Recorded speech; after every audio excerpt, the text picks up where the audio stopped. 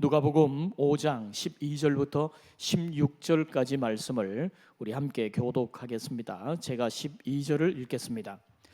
예수께서 한 동네에 계실 때에 온몸에 나병 들린 사람이 있어 예수를 보고 엎드려 구하여 이르되 주여 원하시면 나를 깨끗하게 하실 수 있나이다 하니 예수께서 손을 내밀어 그에게 대시며 이르시되 내가 원하노니 깨끗함을 받으라 하신대 나병이 곧 떠나니라.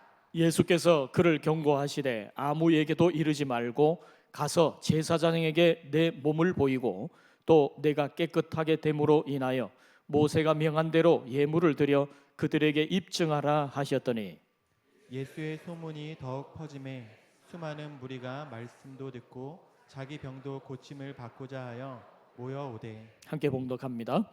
예수는 물러가사 한적한 곳에서 기도하시니라. 아멘.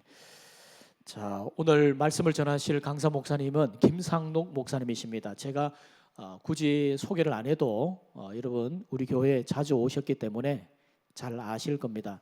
제가 안식월을 생각하면서 강사 1순위로 생각했던 분이 우리 김상록 목사님이십니다.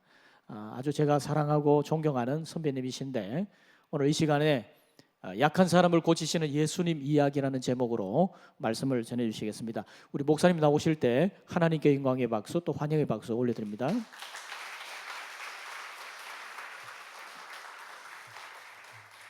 네, 우리 헌금 기도 드릴까요? 기도하겠습니다. 하나님 감사합니다.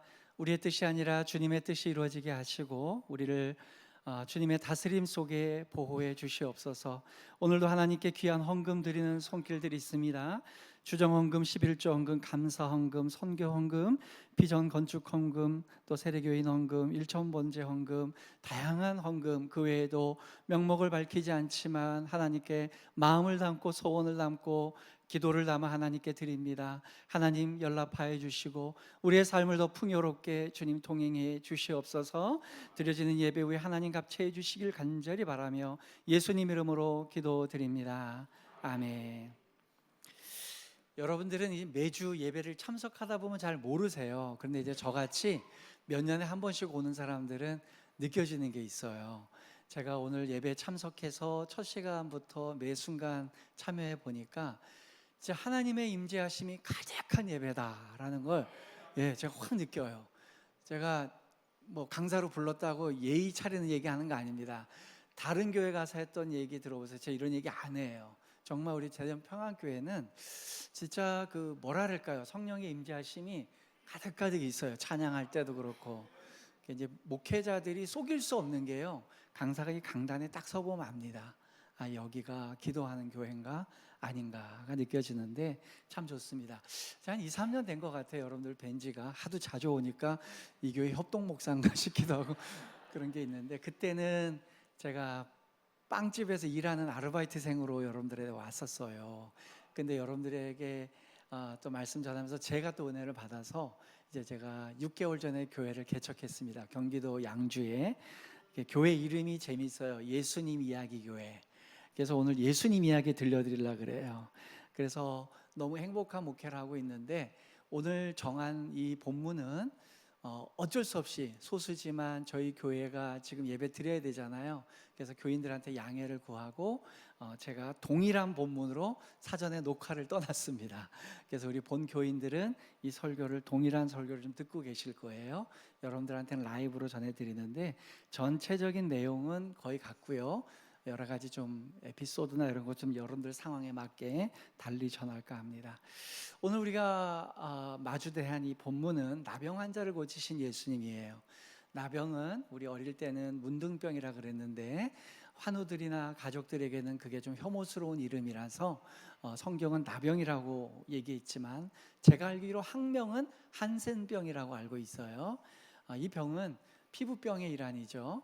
이제 말초에 피가 혈액순환이 안 되는 곳에 조직 괴사가 일어나고 죽다 보니까 떨어져 나가기도 하고 고름이 나오고 순환이 안 되고 보기에도 흉측하고 참 몰골이 너무나도 사람들에게 혐오감을 주는 그러한 질병입니다.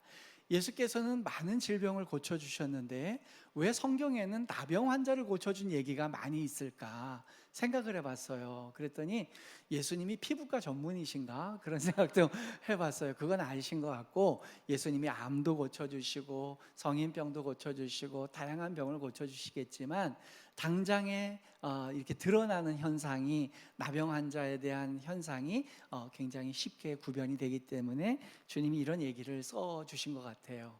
근데 오늘 본문이 이러다 보니까 많은 우리 대전평화교회 성도들께서 저는 피부병 없는데 오늘 괜히 왔네요, 이럴 수 있을지 모르겠어요. 그러나 성경의 이야기는 어떤 대표적인 사례 하나를 가지고 거기에 예수님께서 아주 축약시킨 얘기들이 있기 때문에 오늘 저는 이 본문 내에서 5가지의 교훈을 여러분들하고 짧은 시간 내에 짧게 한번 나눠볼까 합니다. 제가 지금 막 말씀드린 것처럼 성경의 모든 단어와 의미들은 하나님의 함축적인 의미를 우리에게 전달하고 있어요. 우리가 이제 애인하고 편지를 주고 받을 때도 왜 이런 단어를 썼지? 여기에 유유는 뭐지? 뭐 눈썹은 왜 그렸지? 이런 거 다 생각하잖아요. 거기에 어떤 마음이 있을까? 특별히 썼다가 지운 게 제일 궁금하죠. 왜? 더 열심히 지운 건 여기 뭐라고 썼을까라고 생각하는 것처럼 저와 함께 오늘 본문이 담고 있는 그 예수님의 마음을 좀 들여다보는 시간 가졌으면 좋겠습니다. 첫 번째는 누가복음 5장 12절 상반절을 제가 따로, 상반절만 따로 떼서 한번 보여드렸는데 같이 한번 읽어볼까요? 예수께서 한 동네에 계실 때에. 네, 우리가 첫 번째 오늘 이 본문에서 주목할 거는요, 한 동네에 계시는 예수님 이야기라는 이야기입니다. 예수께서는 명실공히 우주의 통치자시고 왕이십니다. 뿐만 아니라 당대에도요, 예수님은 메시아다, 우리가 수천 년 동안 역사 가운데 기다렸던 우리의 진짜 왕이시다라는 게 그 당시에 대다수의 백성들 마음속에 있었던 집단 무의식이었고 공공연한 사실이었습니다. 그럼 이러한 주도권을 갖고 계신 정말 천지를 지으신 하나님께서 이 땅에 오셨어요. 그럼 그분이 가시는 모든 일정과 그분이 방문하시고 만나는 사람들이 굉장히 중요한 거점을 가시게 될 거예요. 우리 쉽게 생각해 봅시다. 오늘날의 대통령들이나 이런 분들이 어느 도시를 가거나 나라를 가거나 어느 지역을 가게 되면 뉴스가 대서특필하고요, 아무 동네나 가는 게 아니에요. 굉장히 전략적이고 중요한 곳을 가게 되죠. 그죠? 그 당시에 고대는 더 했죠. 고대는 지금보다 더 뭐 대통령 같은 이런 관계가 아니고요, 절대 군주 역할을 하는 그런 왕이었기 때문에 그 왕이 행차하는 곳은 굉장히 큰 의미를 갖고 있는 곳이에요. 대개는 큰 도시나 전력적 요충지, 또 상징성이 있는 곳, 유력한 사람들이 있는 곳을 방문해요. 근데 여기 보세요. 우주의 왕 되신 예수 그리스도께서 한 곳을 가셨는데 그의 마음은 한 동네에 가셨어요. 한 도시도 아니고요, 한 동네에 가셨어요. 왜 한 동네라 그랬을까? 이 동네 이름을 밝혀본들, 이 독자들이 그 동네 이름을 모르는 것 같아요. 예를 들어 제가 덕계리에서 왔습니다, 이런 거 모르잖아요. 거기가 어디야, 덕계동이? 근데 경기도에서 왔습니다. 그럼 경기도는 알아요. 양주에서 왔습니다. 그러면 또 한 3분의 1은 몰라요. 양주가 어디야? 그래서 대부분 남양주를 생각하시더라고요. 아니고요. 그래서 예수님께서도 한 동네에 계셨다라는 말은 그 동네 이름을 밝혀봤자 모르는 사람이 태반이니까 안 밝히신 것 같아요. 두 번째는 밝혀본들 그것이 의미가 없는 거예요. 그래서 예수님은 한 동네, 그 동네가 실제 이름이 없을 가능성도 저는 높다고 봅니다. 제 또래 이상은 다 아실 텐데 요즘이야 뭐 동별로 리별 뭐 이렇게 구별로 이름을 다 정해놨지만 예전에는 이름 없는 마을이 많았죠. 그 뭐 고개 넘어 아니면 뭐 어디 내과 옆에 그 삼거리 뭐 이렇게 나오잖아요, 그죠? 그랬던 것 같아요. 그러니까 예수께서도 갔는데 그럼 이걸 왜 중요하느냐? 그럼 안 밝히든지. 예수님께서 어떤 나병 환자를 만나서 고쳐주셨다 그러는데 한 동네에 계실 때에 라는 말을 밝혀놨단 말이에요. 그럼 연애 편지를 읽는 우리들은 이걸 의미를 갖고 봐야 되는 거죠. 자, 우리 대전평안교회가 예수님의 마음을 담는 교회가 되려면, 또 여러분 한 분 한 분이 예수님의 심정을 따라가는 성도가 되려면 우리의 마음도 한 동네에 머물러야 됩니다. 여러분, 우리가 대도시, 또 유명한 곳, 랜드마크, 그리고 상징적인 곳, 그 당시에 가장 유명한 곳, 이런 곳에 거점 도시에 우리의 마음이 들어가 있다면 그것은 예수님의 삶의 방식하고는 다른 방식이에요. 그도 그럴 것이 살펴보니까 복음서에서는 예수님이 항상 그 지역과 그 마을에 유력한 사람들을 만나려고 노력하지 않으신 것 같아요. 이해되시죠? 그죠? 항상 그 지역에서 사람들의 관심 밖에 있는 사람들, 좀 사람들이 별로 주목하지 않는 사람들을 주님은 만나라고 노력하셨어요. 여기에서 우리가 좀 알 수 있는 또 하나의 생각은, 그렇다고 해서 예수님이 무조건 빈민들이나 환자들만 무조건 만나주시고 기득권을 갖고 있는 사람들을 절대 안 만나주신 건 아닙니다. 그러므로 예수님은 어느 지역에 가서 이탈리아의 백부장을 만나셨어요. 군대 장교를 만나주셨어요. 어느 데 가서는 또 부자도 만나주셨어요. 아리마대 요셉은 부자입니다. 근데 예수님을 따르는 사람이었어요. 무슨 얘기냐? 어떤 명성이나 재력이나 이런 거에 고하를 막론하고 예수님께 찾아오는 사람들에 대해서는 주님은 거부하지 않았어요. 그러므로 우리 기독교인들이 어떤 특정 계층에 대해서 반감을 갖는 건 별로 안 좋은 거라고 봐요. 지나치게 부자나 가난한 사람에 대해서 편견을 갖고 있는 건 우리 기독교인의 마음이 아니에요. 그분들이 우리 교회로 오거나 우리에게 신앙을 요청해 올 때는 우리가 가슴을 넓은 마음으로 품어주면 되는 거죠. 단 예수님의 마음이 그 지역의 유력한 사람들에게 마음을 쓰고 있지 않다는 게 핵심이에요. 이해되셨죠?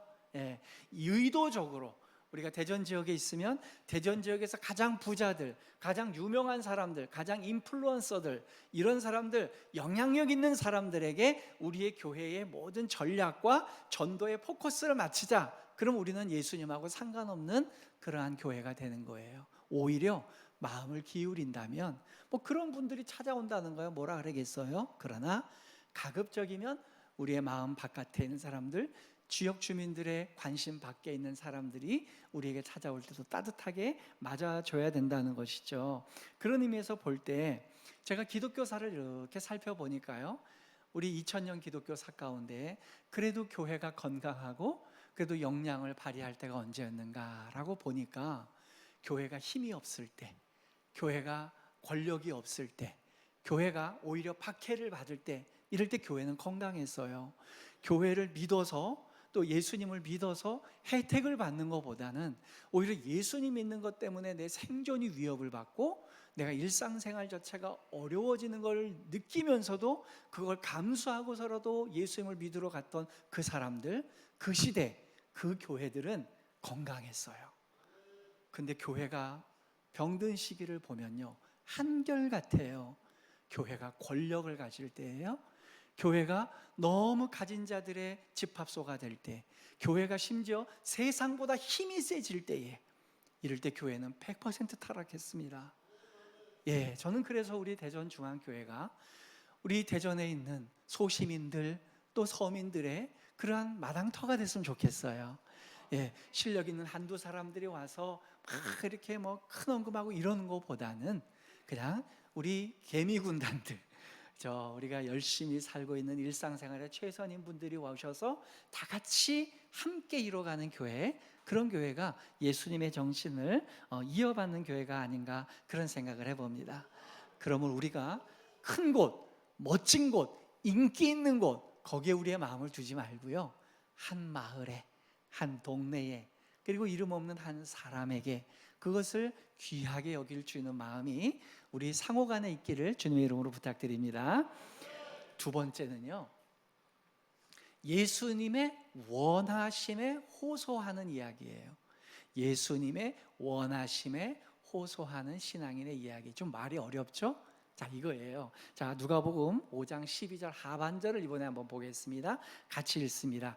주여 원하시면 나를 깨끗하게 하실 수 있나이다 하니. 예, 여기 보면 이 나병 환자가 와서 예수님께 이렇게 얘기해요. 예수님, 저 좀 고쳐주세요. 이래 얘기하는 게 아니라, 예수님 원하시면, 주님이 원하시면 저 좀 고쳐주세요. 이렇게 얘기를 해요. 저는 이분의 이 말에서 이분이 어떤 인생을 살아왔고 어떤 감정과 어떤 삶의 태도가 있는지 이렇게 좀 느껴지는 것 같아요. 제가 좀 감성적이라서 그런지 모르겠지만 중년 남자가 여성화된다 그러잖아요. 굉장히 여성적 감정이 몰아오면서 이 남자의 마음이 이렇게 감정이입이 됩니다. 전 크게 두 가지로 이 나병 환자의 마음을 좀 추측하게 돼요. 첫 번째는 이분은 아마 굉장히 자신감 넘치거나 주도력이 있는 사람은 아닌 게 분명한 것 같다. 굉장히 소극적이고 겁도 많고 상대방에게 뭘 제안했다가 거절당할 것 같은 두려움을 많이 갖고 살았던 인생을 살아오신 분이 아닌가, 그런 생각을 해봐요. 제 추측은 이런 거죠. 우리 살아가다 보면 그런 분들이 있거든요. 자신감 있고 뭘 일을 해도 똑부러지게 하는 분들이 있어요. 그런 분들은요, 좀 도움이 필요할 때 어떻게 얘기합니까? 저 잠깐 바쁘시죠? 그래도요, 제가 조금 더 바쁜데 저 잠깐만 도와주실래요? 저 지금 손이 모자라는데 집사님 잠깐만 봐, 나 이것만 잠깐 도와줘요. 제가 요 일을 하는데 우리 함께 있으면 좋겠어요. 우리 전도회로 오세요. 우리 부서에 오세요. 이런 분들이 있죠. 그런 분들을 보면 정말로 매력이 있어요. 적극적이고 또 아주 진취적이고 또 그런 일을 하고 나면 똑부러지게 해요. 그러면서 왜 그렇게 당당하게 도움을 요청하는가 봤더니 다음에 자기가 도와주면 되는 거예요. 그래서 요번에 도와줬어요? 그럼 제가 다음에 도와드릴게요. 이런 분들 참 주변에 있으면 좋을 것 같아요. 근데 여기 나병 환자 같은 분은 어떤 분이죠? 아니고요. 예, 다음에 얘기할게요. 이런 분이 있잖아요. 집사님, 왜요? 바쁜데 왜요? 바쁘시면 됐어요. 네네. 다음에 안 바쁘실 때 얘기할게요. 절대 얘기를 못 하죠. 이분은 나병 환자입니다. 2000년 전에 나병 환자들은요, 정상인들과 대화를 할 수 없고 접근을 할 수가 없어요. 그러니까 뭔 부탁을 못 해요. 예수님은 정상인이거든요. 그분에게 말을 걸고 접근을 하면 그거 자체가 금기시 되어 있어요. 그러니까 이분은 그냥 사람들에게 거절당하는 거에 대한 피해의식이 늘 있던 분이에요. 중요한 건 뭐냐? 주님은 아까 같이 그 적극적이고 자존감 높고 자신감 있는 사람들도 쓰십니다. 여러분 여기 씩씩하신 분들 갑자기 오늘 상처받지 마세요. 주님 그런 분들 쓰세요. 대표적으로 거지였고 나약한 하층민이었지만 씩씩한 분이 누구였냐면 바돌로메. 바돌로메는 예수님한테 나올 때 어땠어요? 다윗의 자손 예수여, 나를 불쌍히 여기소서. 난 당신이 나를 꼭 붙여줘야 됩니다. 이런 태도예요. 거지인데 왜 그렇게 배짱이 있어요? 그런 분도 있어요. 괜찮아요. 적극적인 분도 있는데 주님이 조금 더 마음 쓰시는 분들은 뭐냐? 소심하고 마음이 약해서 주님 제가 부탁드려도 돼요? 바쁘신 것 같은데, 사람들이 많은 것 같은데, 이런 분들이 있잖아요. 그런 분들은 이걸 잘 못해요. 대인관계를 맺을 때도 처음 만나면 안녕하세요, 저 김상록이라고 합니다. 만나서 반가워요. 어떻게 하시는 일 어떻게 되세요? 이렇게 하시는 분이 있는가 하면 예. 이런 분이 있잖아요. 제가 그렇습니다. 이러고 가요 그냥. 집에 가서 이불킥을 하죠. 그때 내가 얘기를 했어야 되는데. 여러분, 주님은 성향에 상관없이 적극적이든 소극적이든 주님은 먼저 마음을 주기로 작정하신 분들은 꼭 만나 주십니다. 또 하나 둘째로는요, 이 나병 환자의 마음 속에는 예수님에 대한 그 두 마음이 다 있던 것 같아요. 뭐냐면 소극적이기도 하지만 또 본심에서 예수님 제가 부탁드리는데 저를 고쳐주세요. 그런데 만에 하나라도 예수님께서 저를 안 고쳐주셔도 저 괜찮습니다. 저 괜찮아요. 이제까지도 수십 년 동안 나병 환자로 살았는데 그냥 예수님 안 고쳐주시면 이게 운명이려냐 하고 죽을 때까지 살죠 뭐. 그러나 그럼에도 불구하고 한번 제안은 드려볼게요. 주님이 혹시 마음이 있으시면 저를 고쳐주시면 좋을 것 같아요. 이럴 때에 우리 많은 기독교인들은 이런 태도가 믿음이 없는 태도라고 생각해요. 좀 믿음이 있어야지, 100% 고쳐줄 걸 믿고 구해야지. 왜 그렇게 예수님께 물어? 실제로 마가복음 9장에 가보시면 귀신 들린 자녀를 둔 한 부모가 와요. 예수님한테 이렇게 얘기합니다. 주님 할 수 있으시거든 제 자녀의 귀신을 좀 쫓아내 주세요. 그랬더니 그때는 예수님이 꾸지람을 하세요. 할 수 있거든이 무슨 말이냐? 능치 못한 일이 어디 있겠어? 해주지. 꾸지람하세요. 근데 이 사람한테는 꾸지람을 안 하세요. 왜 그럴까요? 두 가지 의미가 있죠. 여기도 하나는 할 수 있게든이라고 묻는 것과 원하시면은 다른 거예요. 그죠? 와닿게 얘기해 드릴게요. 김산홍 목사님, 설교할 줄 알면 우리 교회 한번 와보세요. 설교 못하는 것 같은데 설교 잘하세요? 그럼 와보세요. 이 말과 목사님 설교 잘하시고 말씀 잘 전하시잖아요. 근데 혹시 하실 수 있고 시간 여유가 되시면 저에게 한번 와주세요. 이건 다른 얘기잖아요. 예수님한테 귀신 쫓아낼 수 있는 능력이 있으세요? 있는지 없는지 모르겠는데 있으면 쫓아내시고 없으면 하지 마세요. 이거랑 예수님 쫓아내실 수 있는 마음이 있으시면 쫓아낼 수, 이건 다른 거잖아요. 저는 오히려 나병 환자의 신앙이 더 크다고 봐요. 우리가 소원하는 바를 가지고 예수님께 무조건 강요하고 주님 저 병 고쳐줘야 돼요, 저 좀 나아야 돼요 이렇게 주장하고 꼭 들어주세요가 아니라 주님의 뜻대로, 제 뜻보다는 주님의 뜻대로 해주세요. 주님이 나게 해주시면 낫고 주님이 병을 지고 가라 그러면 지고 가겠습니다만 주님의 주권에 맡기겠습니다. 이게 맞는 거잖아요. 그럴 때에 주님께서 왜 이런 말씀을 하시는가? 우리가, 저는 이 많은 사람들 중에 이 소심한 나병 환자가 그래도 시도는 했잖아요. 그죠? 주저하고 주님께 말씀드릴까 말까 했는데 자기의 문제를 갖고 하나님께 말씀을 드렸어요. 주님 저 좀 고쳐주시면 안 돼요? 원하시면 주님 거절하셔도 돼요. 저 우리 대전평안교회 성도들이 그랬으면 좋겠어요. 어떤 기도냐면 아주 사소한 거라도 하나님께 너무 멋있는 기도만 하려고 그러지 말고 주님 전세가 안 빠져요, 전세집 좀 구해주시고 지금 있는 거 빠지게 해주세요. 그렇게 기도할 때 믿음이 좋은 어떤 분, 야 그런 기도하는 거 아니야, 대전의 성시화를 기도해야 되고 선교지를 기도해야지 무슨 전세 빠지는 걸 기도해, 그런 건 아니야 라고 얘기해도 저는 그렇게 생각하지 않아요. 아버지잖아요. 그죠? 아버지니까 아버지 지구와 온 우주를 관리하느라고 바쁘시죠? 바쁘신데 잠깐 짬내서 우리 전셋집 좀 알아봐 주세요. 이렇게 기도하면 우리 아버지께서 야 바쁜데 넌 전셋집이야, 그건 네가 알아서 해가 아니라 아이고 그래, 아이고 우리 박 집사 그래 너 전셋집 때문에 고민이냐? 그런 거 갖고 나한테 와, 내가 도와줄게. 이게 주님 마음 아닐까요? 예, 아멘. 네, 그렇게 하세요. 내가 조금 아픈 거 있고 조금 길이 막히는 것 같고 진로가 어려운 것 같을 때 그 솔직한 마음을 갖고 나오는 거예요. 제가 이렇게 염색을 했거든요. 오기 전에 어제 그저께 염색했어요. 머리가 제가 되게 하얀데 제가 보기보다 연식이 있어서 손녀가 생겼어요. 제가 하랩입니다. 근데 그 꼬맹이들을 이렇게 보면요, 그런 게 있어요. 지가 알아서 잘하면 재미가 없죠. 예, 그 애가요 어떨 때 막 울어요. 울어요.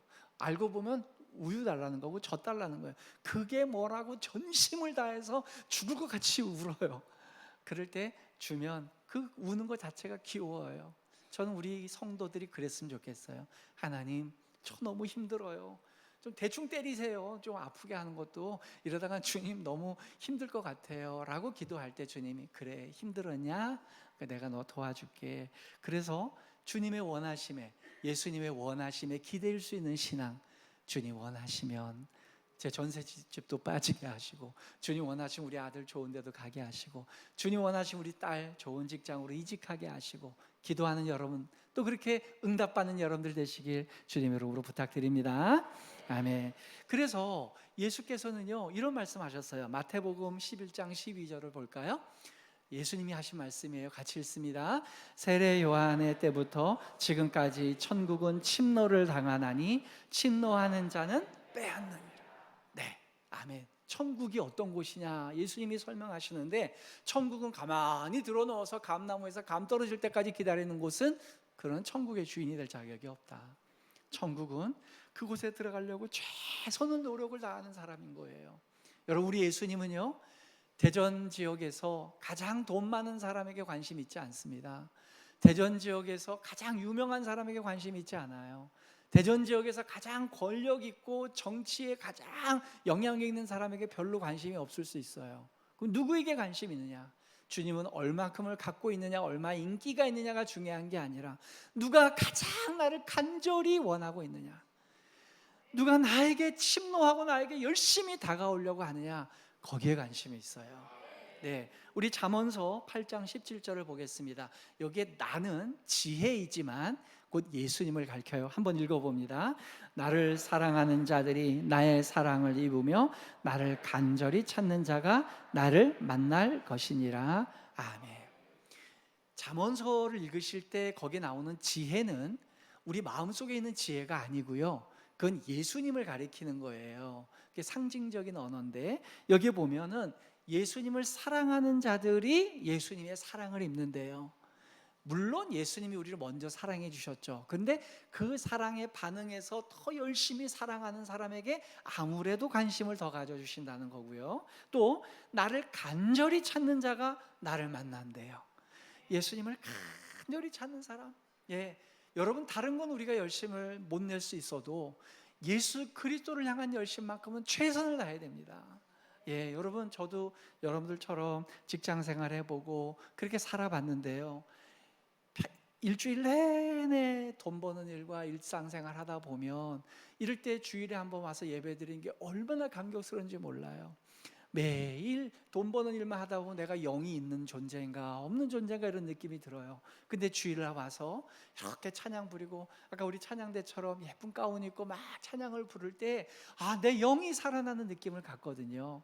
그러므로 여러분, 절대로 예배에 실패하는 자들이 되면 안 됩니다. 아무리 중요하고 바쁜 일이 있어도 예배의 자리를 지키고 고수하는 여러분들 되시길 주의 이름으로 축원드립니다.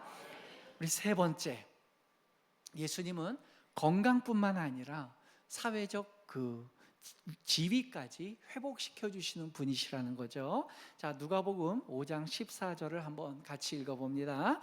예수께서 그를 경고하시되 아무에게도 이르지 말고 가서 제사장에게 내 몸을 보이고 또 내가 깨끗하게 됨으로 인하여 모세가 명한 대로 예물을 드려 그들에게 입증하라 하셨더니 아멘.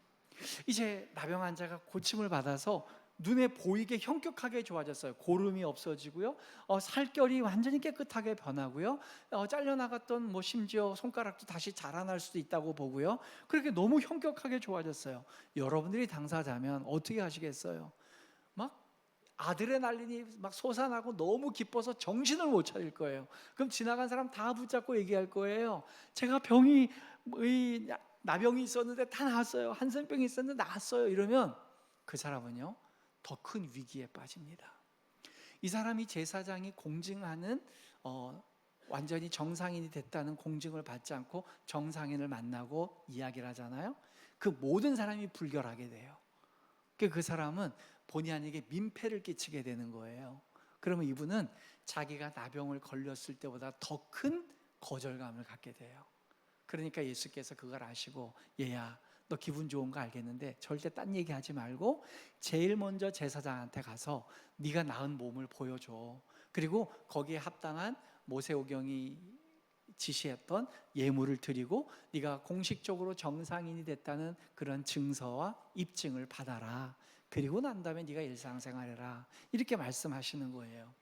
굉장히 예수님 체계적이고 차분하죠, 그죠? 예, 그래야 이 사람이 정상적으로 사회생활을 할 수 있는 거예요. 여기서 얻을 수 있는 우리 영적 교훈은 뭘까요? 예수께서 우리에게 원하시는 삶은요, 바로 이런 삶입니다. 그건 무슨 얘기냐? 예수님은 이 당시에 유태인들의 관습과 율법의 조항을 인정하지 않으셨어요. 왜냐하면 당대의 예수님 당대의 종교 지도자들이 시행하고 있는 율법의 관행은 모세오경이 얘기하시는 것 그 이상이었습니다. 모세오경이 10개를 얘기한다면 이 사람들은 100개, 1000개를 만들어 놓고 사람들에게 너무 무거운 짐을 지운 거예요. 그래서 예수님께서는 그건 너희들의 인간들의 전승이고 이건 원하지 않아. 그래서 주님은 그 당시에 그 사람들이 갖고 있던 관습이나 이런 걸 일부러 어기기도 하고 그들에게 맞춰주지 않았어요. 근데 왜 제사장에 가서 몸을 보여주고 그 절차대로 하라 그랬냐? 그럼 이걸 동의하시는 거냐? 아니고요. 예수님 이거 동의하지 않아요. 근데도 이걸 하신 이유가 뭘까요? 예수님은 그렇게 하실 수 있어요. 예수님은 그들과 대적해서 그들의 관례를 따르지 않고 손 안 씻고 음식 드셔도 돼요. 미리삭을 안식일에 배 먹어도 돼요. 괜찮아요. 근데 나병 환자는 오랫동안 사회로부터 격리됐다가 그 정상인들의 삶 속에 일상에 들어가 살아야 돼요. 그 사람에게 남아있는 현실이 있어요.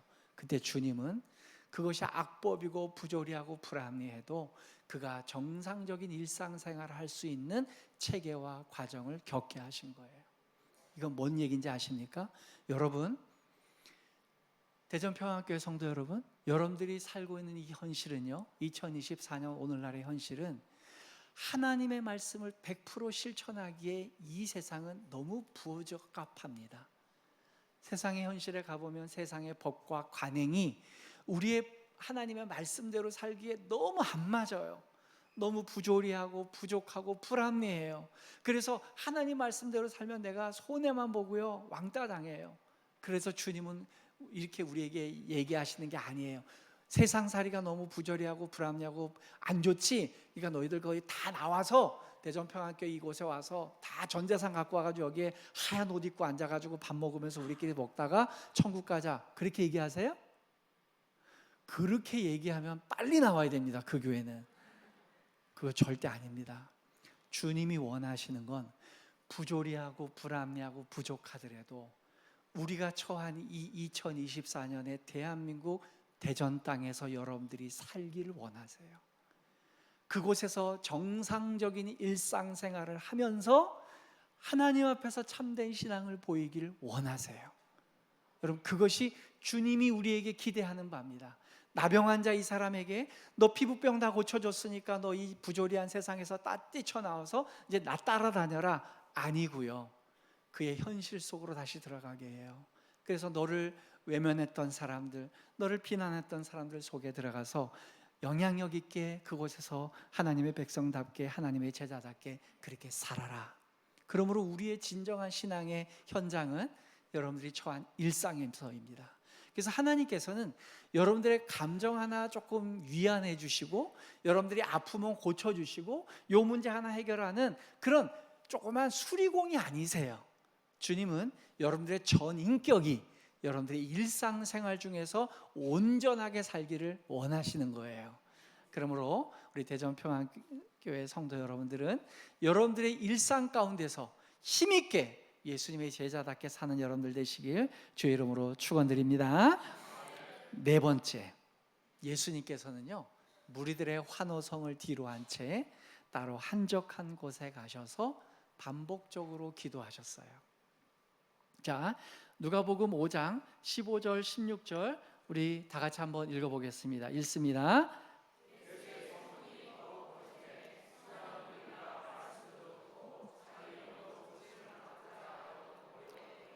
예수는 물러가사 한적한 곳에서 기도하시니라. 아멘.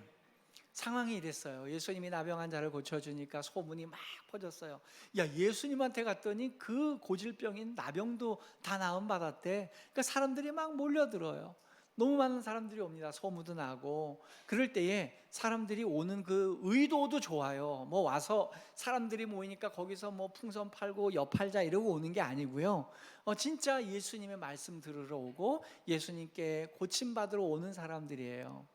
여러분, 이런 현상이 일어나면 우리 보통의 상식적인 사람, 나쁜 사람도 아니고 건강한 사람들은 어떻게 대응하죠? 그걸 우리가 갖고 있는 속담이 하나 있어요. 물 들어올 때 뭐 하라고요? 노져라. 예, 그런 건 성경이 없는데 잘 외워져요, 이상하게. 예, 물 들어올 때 노를 저어라. 뭐 기회가 될 때 그걸 더 증폭시키라는 거잖아요. 예를 들어 봅시다.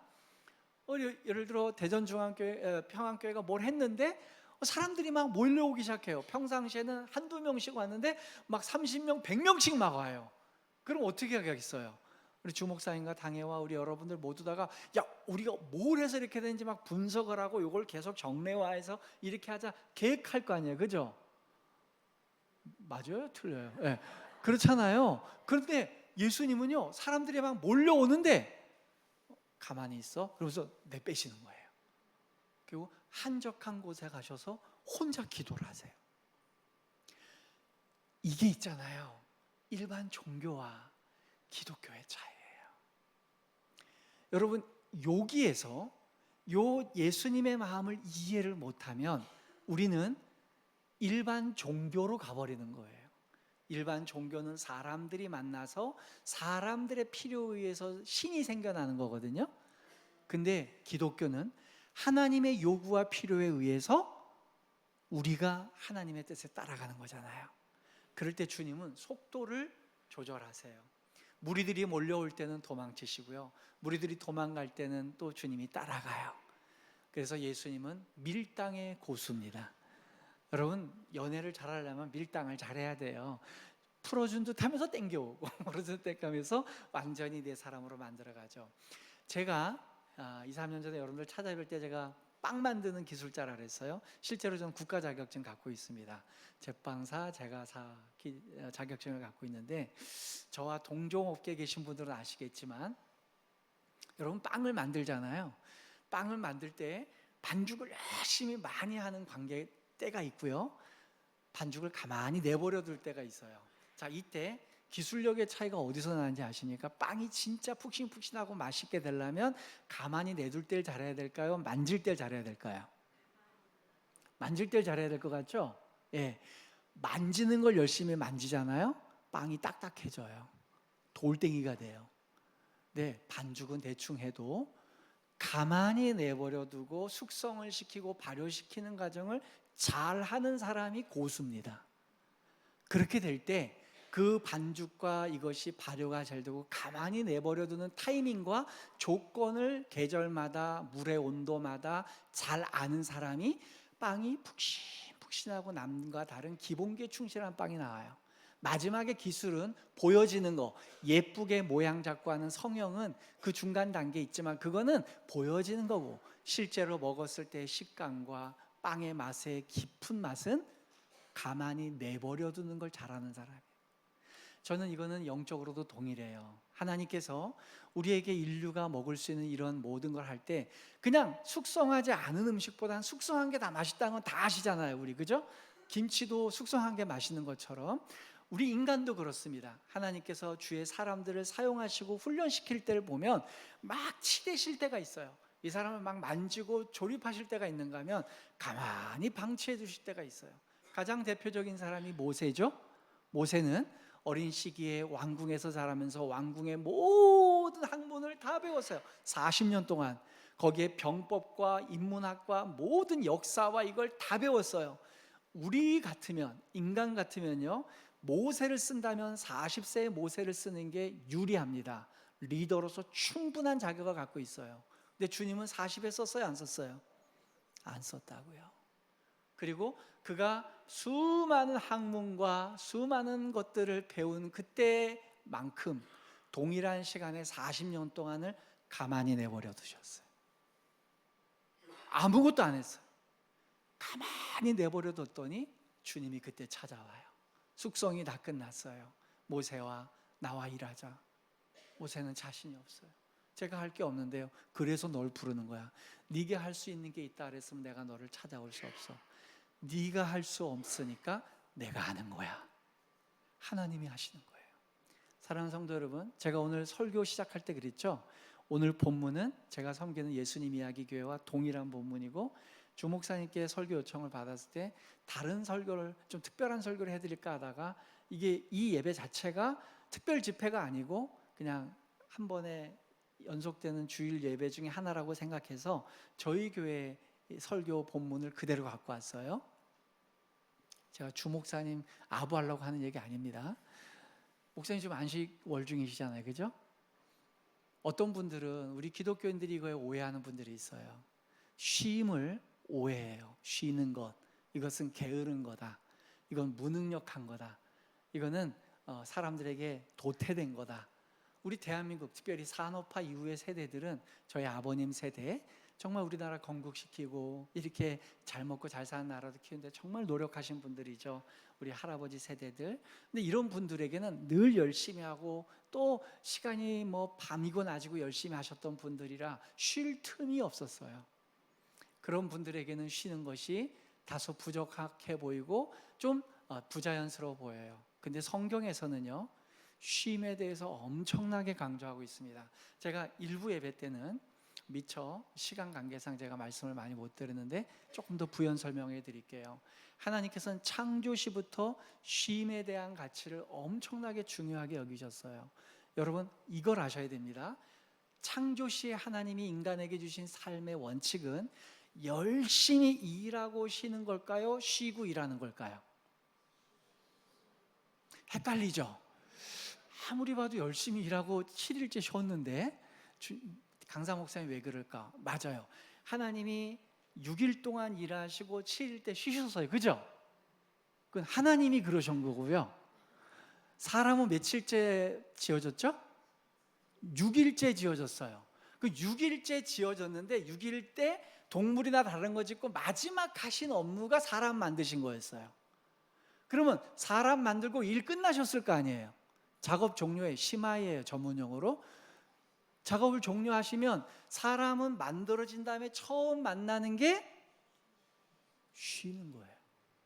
그날 저녁이 왔어요. 그 다음날 일어났어요. 사람이 만들어진 다음 날 첫째 날이 무슨 날이에요? 주일날, 안식일이에요. 그래서 성경의 원리는요, 쉬고 일하는 거예요. 여기 오늘따라 또 젊은이들이 많은데 젊은이들 여러분, 취직 느껴야 된다고 너무 조바심 갖지 마세요. 성경의 원리가 쉬고 일하는 거예요. 아버지가 너 취직 안 하고 뭐 하냐고. 아버님이 모르셔서 그럽니다.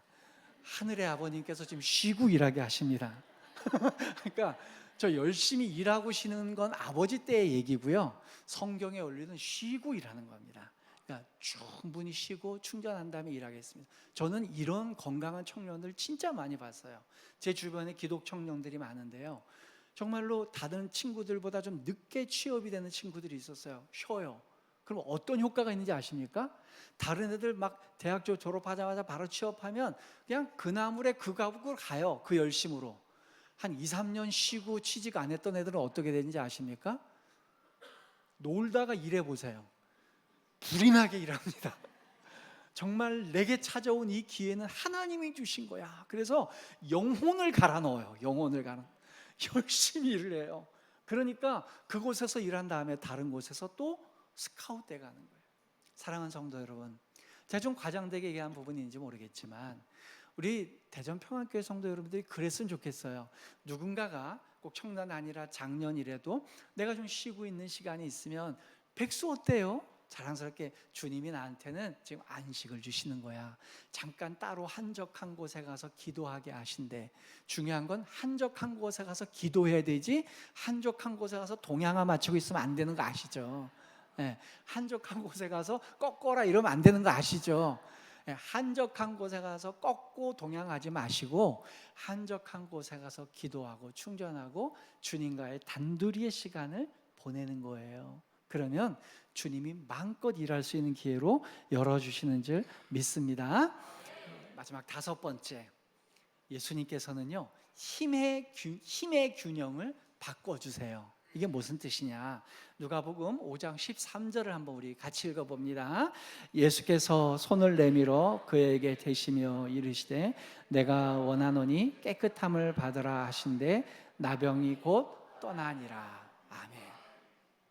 여러분 이게 무슨 얘기냐면 예수님이 등장하시기 직전까지는요, 예수님이 등장하기 직전까지는 깨끗한 것과 더러운 것이 있는데 이 두 개가 만나면 깨끗한 게 더러워지는 거예요. 상식적으로 그렇잖아요, 그죠? 깨끗한데 더러운 게 들어가면 더러워지잖아요. 거룩한 것과 속된 게 만나면요, 거룩한 게 속되게 되는 거예요. 이게 구약의 법칙이었어요.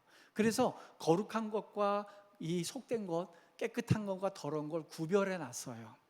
근데 예수님이 오셔서 바꾸셨습니다.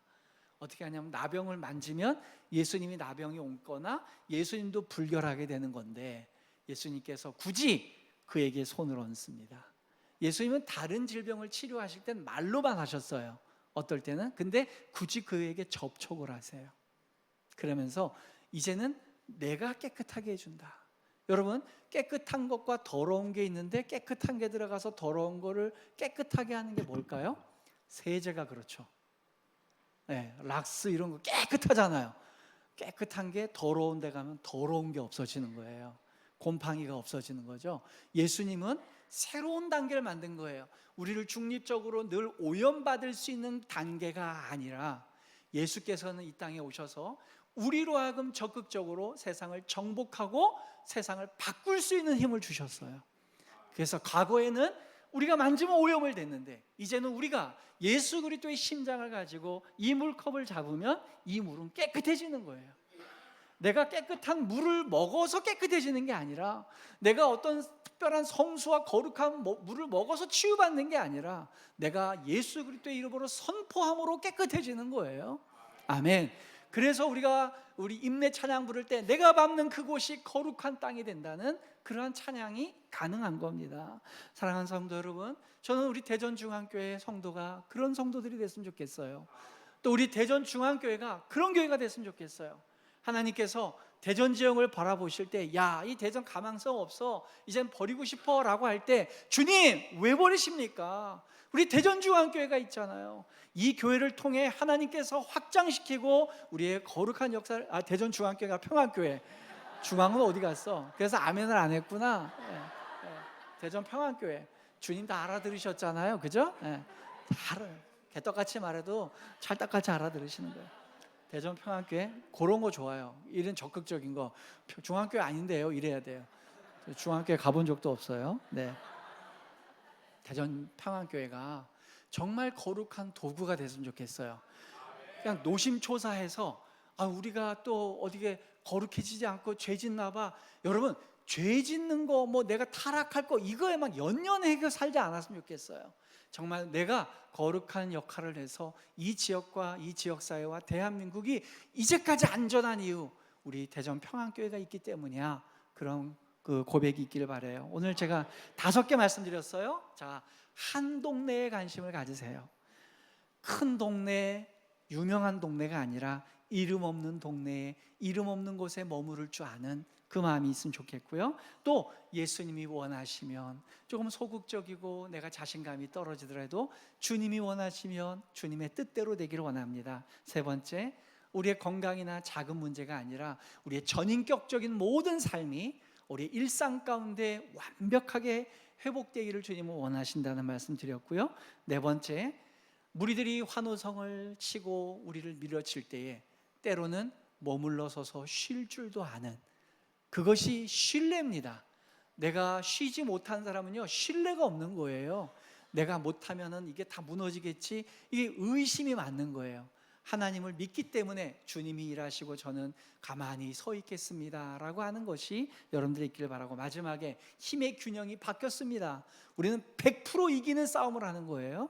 그러므로 우리 가운데 있는 모든 질병이 있을 때 담임 목사님 손을 잡고 그분에게 기도받는 것도 좋지만 여러분 스스로가 우리 자녀들에게, 자기 자신에게 내 속에 있는 이 모든 성인병아 묶임받고 떠나갈 지어다, 아멘 하고 기도하고요. 자기 아내에게, 또 자기 아들에게, 딸에게, 손자에게 기도하는 거예요. 우리 손자 하나님께서 충만하게 역사해 주셔서 주님과 동행하는 그러한 성공적인 인생을 살지어다 하면 그가 그래 되는 거예요.